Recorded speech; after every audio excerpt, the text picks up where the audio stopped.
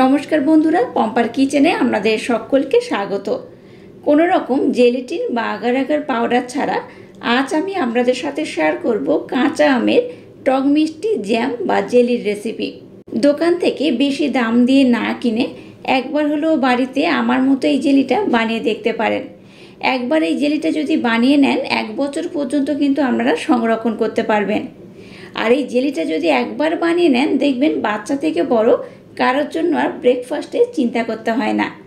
অল্প একটু রুটি হলেই এই জ্যামের সাথে বা জেলির সাথে খেতে কিন্তু অসাধারণ লাগে।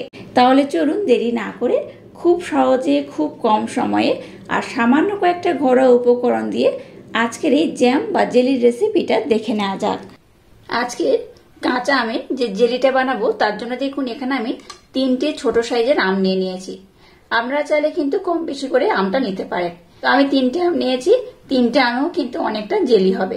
তো যাই হোক, এবার এই 3টে আম আমি খুব ভালোভাবে খোসা ছাড়িয়ে কেটে নেব। আমগুলোকে দেখুন একদম কিন্তু এরকম ছোট্ট ছোট টুকরো করে কেটে নিয়েছি। আপনারা চাইলে কিন্তু আমটাকে গ্রেডও করতে পারেন, তবে গ্রেড করলে কি হয় বলুন তো, একটু সময় বেশি লাগে। গ্রেড না করে আমগুলোকে এইভাবে ছোট ছোট টুকরো করে কেটে নিলে কি হয়, সময়টা অনেকটা কম লাগে। তো যাই হোক, সমস্ত আমগুলোকে দেখুন এইভাবে একদম ছোট ছোট টুকরো করে কেটে নিয়েছি। আচ্ছা, এখানে বলে রাখি, এই যে আমটা নিয়েছি দেখুন একদম কিন্তু ছোট্ট আম। এইরকম ছোট ছোট আম নিলে বেশি ভালো হয়। যে আমের আটিগুলো টাইট হয়ে যায় সেই আম কিন্তু গ্রেড করে নেবেন, আর যে আমের আটি হয়নি সেই একদম ছোট্ট আটি রয়েছে সেই আমগুলো কিন্তু এইভাবে ছোট ছোট টুকরো করে কেটে নেবেন, তাতে করেই সুবিধা হবে। এবার গ্যাসটাকে জ্বেলে দিয়ে একটা কড়া বসিয়ে দিয়েছি। কড়ার মধ্যে পরিমাণ মতো আমি জল দিয়ে দেব। এবার আমগুলোকে এই জলের মধ্যে দিয়ে দেব। এখানে অন্য কোনো উপকরণের দরকার নেই, এটাকে ঢাকা দিয়ে এবার আমি আমটাকে খুব ভালোভাবে সিদ্ধ করে নেব। আমগুলোকে দেখুন আমি কিন্তু খুব ভালোভাবে সিদ্ধ করে নিয়েছি। এটাকে আমি আর একটু সিদ্ধ করে নেব।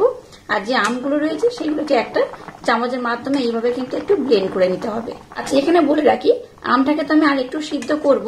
আর যে জলটা দিয়েছি, যতটা জল ব্যবহার করবেন চেষ্টা করবেন তার 3 ভাগের 1 ভাগ জল ফুটিয়ে কমিয়ে নেওয়া। তো এখানে দেখুন যে জলটা দিয়েছিলাম প্রায় অনেকটাই জল কমে গেছে। তো আর একটু জলটাকে ফুটিয়ে আমি কমিয়ে নেব। আর আমটাকে আর একটু ভালোভাবে সিদ্ধ করে নেব। আর একটা হাতার মাধ্যমে এইভাবে খুব সুন্দর করে ব্লেন্ড করে নেব। আমটাকে দেখুন আমি কিন্তু এবার খুব ভালোভাবে সিদ্ধ করে নিয়েছি। দেখে বুঝতেই পারছেন আমটা কিন্তু একদম ভালোভাবে সিদ্ধ হয়ে গেছে। তো গ্যাসটাকে আমি বন্ধ করে দিয়েছি। আর এবার এই হাতার মাধ্যমে এটাকে একটু ভালোভাবে এইভাবে নাড়াচাড়া করে নেব। আর এই আমটাকে একটু ভালোভাবে ব্লেন্ড করে নেব। এবার একটা পাত্র আর ছাঁকনি নিয়ে নিয়েছি, এর মধ্যে আমি এই মিশ্রণটাকে এবার ঢেলে দেব। এবার দেখুন এই যে আমের পিউরিটা রয়েছে এটাকে কিন্তু খুব ভালোভাবে কিন্তু নেওয়ার দরকার নেই। এর মধ্যে যে জলটা রয়েছে সেটাকে আমি নিয়ে নেব। এই দেখুন যে জলটা, দেখুন এই জলটা ঝরে পড়ছে, এই জলটাকে কিন্তু দরকার। তো এইভাবে একটু নাড়াচাড়া করে এই আমের পাল্পের মধ্যে যে জলটা রয়েছে সেটাকে আমি বার করে নেব। দেখুন আমের এই পাল্প থেকে বা আম সিদ্ধ করে যে জলটা আমি নিয়েছি, জলটাকে নিয়ে নিয়েছি। আর এই যে কাঠ বা পাল্প রয়েছে এটাকে কিন্তু নেব না, এটাকে ফেলে দেবেন না। এটাকে আপনারা আচার কিংবা চাটনি করেও খেয়ে নিতে পারেন বা অন্যান্য কোনো রেসিপিও বানিয়ে নিতে পারেন। তো যাই হোক, এবার যে জলটা নিয়েছি দেখুন এই জলটাই আমার দরকার। এই জলটা হলে আজকের জেলিটা কিন্তু খুব ভালোভাবে রেডি হয়ে যাবে। এবার দেখুন একটা কড়া নিয়ে নিয়েছি আর একটা এরকম দেখুন একটা কাপ নিয়েছি। এবার এখানে আমি মাপ করে কিন্তু এই জলটাকে দেব। এই জলটাকে মাপ করে দিলে তবে কিন্তু আজকে যে জেলিটা বানাবো একদম পারফেক্ট হবে। তো কেন মাপ করে দিচ্ছি সেটাও আমি আপনাদের বলে দেব।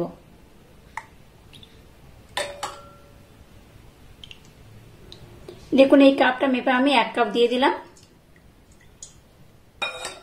3টে আম দিয়ে দেখুন এরকম 2 কাপ আমি জল বার করে নিয়েছি। এবার সম্পূর্ণ এই জলটাকে আমি দিয়ে দিলাম। আর দেখুন এই কাপটার মাপ করে কিন্তু আমি এখানে জলটা অ্যাড করেছি। এবার দেখুন গ্যাসটাকে জ্বেলে দিয়ে এই জলটাকে আমি বসিয়ে দিয়েছি। আর জলটাকে দেখুন খুব সুন্দর করে কিন্তু আমি ফুটিয়েও নিয়েছিলাম আর বেশ কিন্তু ঘন হয়ে গেছে। এবার এখানে আমি একটা উপকরণ অ্যাড করব। এখানে সামান্য একটু লবণ অ্যাড করলাম। এই পর্যায়ে এখানে অন্য কোনো উপকরণ আমি অ্যাড করব না। এবার এটাকে একটু ঘন করে আমি ফুটিয়ে নেব। তারপর আমি বেশ কয়েকটা উপকরণ এখানে ব্যবহার করব। গ্যাসের ফ্লেমটাকে একদম লো দিয়ে এটাকে দেখুন একটু আমি ঘন করে ফুটিয়ে নিয়েছি। এবার এখানে বেশ কয়েকটা উপকরণ আমি অ্যাড করব। এবার এখানে আমি দিয়ে দেবো একটা লেবুর রস, একটা সম্পূর্ণ পাতি লেবুর রস এখানে আমি অ্যাড করলাম। আপনাদের হাতের কাছে পাতিলেবু না থাকলে তার পরিবর্তে ভিনিগারও ব্যবহার করতে পারেন। এটাকে যদি আপনারা সংরক্ষণ করতে চান তাহলে কিন্তু এখানে অবশ্যই লেবুর রস কিংবা ভিনিগার অ্যাড করতে হবে। একটু লেবুর রস বা ভিনিগার অ্যাড করলে এটাকে আপনারা অনেক দিন ধরে সংরক্ষণ করতে পারবেন আর অল্প অল্প করে কিন্তু খেতেও পারবেন। তো যাই হোক, এখানে আমি লেবুর রস ব্যবহার করলাম, আপনারা চাইলে এখানে ভিনিগারও ব্যবহার করতে পারেন। তো আমি ভিনিগারটাকে অ্যাভয়েড করে লেবুর রসটাকে বেশি প্রেফার করি, তাই এখানে আমি লেবুর রস ব্যবহার করলাম। লেবুর রসটা দিয়ে এটাকে আমি আরেকবার দেখুন নাড়াচাড়া করে নিয়েছি। এবার দেখুন যে কাপটা মেপে আমি জল নিলাম, মানে যেটা আমের পিউরি যে জলটা আমি নিয়েছি সেই কাপটা মেপে এখানে কিন্তু চিনি অ্যাড করতে হবে। আমি 2 কাপ জল নিয়েছি, তার জন্য এখানে 1 কাপ আমি চিনি অ্যাড করব। এখানে আমরা চাইলে কিন্তু আর একটু চিনির পরিমাণটা দিতে পারেন, তবে দরকার নেই। 2 কাপ জলের জন্য 1 কাপ চিনি হলে যথেষ্ট। এবার এই চিনিটাকে আমি জলের সাথে খুব ভালোভাবে মেল্ট করে নেব। আর এই যে জলটা দেখতে পাচ্ছেন চিনির সাথে মেল্ট হয়ে যাওয়ার পর অনেকটা কিন্তু ঘন হয়ে যাবে। তো কোন ঘনত্বে করলে আজকের এই জেলিটা একদম পারফেক্ট হবে সেটা আমি আপনাদের বলে দেব। আবারও দেখুন খুব সুন্দরভাবে এটাকে আমি ফুটিয়ে নিয়েছি, আর দেখুন অনেকটা কিন্তু ঘন হয়ে গেছে। গ্যাসের ফ্লেমটাকে লো টু হালকা মিডিয়াম দিয়ে এটাকে দেখুন অনেকটাই ঘন করে আমি ফুটিয়ে নিয়েছি। আর এর ঘনত্বটা কেমন হলে আপনারা বুঝবেন যে আজকের জেলিটা একদম পারফেক্ট হবে সেটাও আমি আপনাদের দেখিয়ে দেবো। আর যেখানে আমি আর একটা উপকরণ অ্যাড করব, এখানে দেখুন 2 ফোঁটা ফুড কালার নিয়েছি জলের সাথে অ্যাড করে। তো সম্পূর্ণটা দেব না, অল্প একটু আমি এখানে অ্যাড করব। দিলে কি হবে, জেলির কালারটা কিন্তু খুব সুন্দর হবে। আপনারা চাইলে ফুড কালার পরিমাণটা একটু কম বেশি করে দিতে পারেন, তবে খুব বেশি দেওয়ার দরকার নেই, অল্প একটু দিলেই হবে। আমি এই 2 কাপ জলের মধ্যে কিন্তু 2 ফোঁটা ফুড কালার দিয়েছি, আপনারা চাইলে একটু কম বেশি করে দিতে পারেন। তো আর ফুড কালার আমি দেব না, একটু হালকা সবুজ হলে দেখতে ভালো লাগবে, তাই একটু ফুড কালার আমি অ্যাড করলাম। গ্যাসের ফ্লেমটাকে লো টু মিডিয়াম দিয়ে দেখুন এটাকে আমি আবারও নাড়াচাড়া করছি। এটাকে নাড়াচাড়া করতে করতে দেখবেন অনেকটা ঘন হয়ে যাবে। আর কখন বুঝবেন যে এটা খুব ভালো হয়ে গেছে আমি আপনাদের দেখিয়ে দেব। দেখুন একটা আমি প্লেট নিয়ে নিয়েছি, এর মধ্যে এই দেখুন অল্প একটু দিয়ে দিলাম। এইভাবে ধরলে দেখবেন স্প্রেড করছে, তার মানে কিন্তু আরো একটু ফুটবে, আরো একটু ঘন করে বানাতে হবে। তো দেখে বুঝতেই পারছেন, এখানে যখন দেবেন স্প্রেড না করলে তখন জানবেন যেটা খুব ভালোভাবে ঘন হয়ে গেছে। 1 তার 2 তার হলে যেমন হয় সেরকমই নয়, একদম ঘন করে চিটচিটে করে এটাকে কিন্তু খুব ভালোভাবে ফুটিয়ে নিতে হবে। গ্যাসের ফ্লেমটাকে দেখুন একদম লো টু হালকা মিডিয়াম দিয়ে এটাকে আমি আর একটু ঘন করে নিয়েছি। এবার আমি আপনাদের দেখিয়ে দেবো। দেখুন এই দেখুন এই পাত্রের মধ্যে একটু দিয়ে দিলাম। এবার এটাকে নিচু করুন। দেখুন স্প্রেড হতে কিন্তু অনেকটা সময় লাগছে, দেখুন স্প্রেড হচ্ছে না, অনেকটাই সময় লাগছে। তো এই পর্যায়ে কিন্তু গ্যাসটাকে বন্ধ করে দিতে হবে। আচ্ছা এখানে বলে রাখি, যখন দেখবেন এটা স্প্রেড হবে না অবশ্যই গ্যাসটাকে বন্ধ করে দেবেন, কারণ এটাকে আর বেশি ঘন করা যাবে না, এটা অনেকটাই ঘন হয়ে গেছে। এবার এখানে দেখুন একটা কাঁচের আমি পাত্র নিয়ে নিয়েছি। এবার এই কাঁচের পাত্রের মধ্যে জেলিটাকে আমি ভরে রেখে দেব। দেখুন কাঁচের এই পাত্রটাকে কিন্তু আমি ভরে নিয়েছি, যতটা ধরেছে আমি ঠিক ততটা নিয়ে নিয়েছি। এটা বেশ গরম রয়েছে। এবার কি করব, এটাকে আমি খুব ভালোভাবে ঠান্ডা করে নেব, তারপর এটাকে রুটির সাথে সার্ভ করব।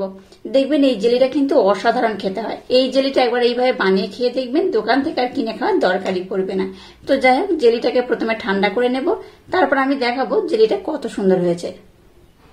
জেলিটাকে দেখুন আমি খুব ভালোভাবে ঠান্ডা করে নিয়েছি, আর নিয়েছি দেখুন এখানে 2টো স্লাইস রুটি। এবার দেখুন এই জেলির ঢাকনাটাকে আমি খুলে নিলাম।